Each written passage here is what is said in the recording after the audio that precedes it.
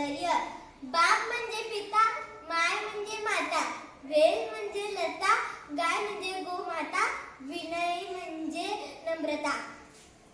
रजनी म्हणजे रात, खेत म्हणजे खंत, हस्त म्हणजे हात, दंत म्हणजे दात, सात म्हणजे संगत.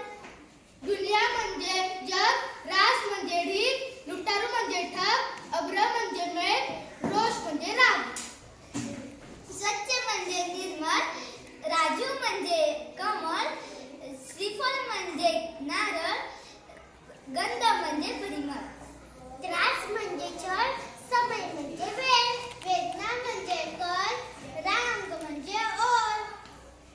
काक म्हणजे कावळा, बग म्हणजे बगळा, वर्षा म्हणजे पावसाळा, सकल म्हणजे सगळा, झोका म्हणजे हिंदोळा. समुदाय म्हणजे गट, अभिनेता म्हणजे नट, उडण म्हणजे पोट, आपत्ती म्हणजे संकट.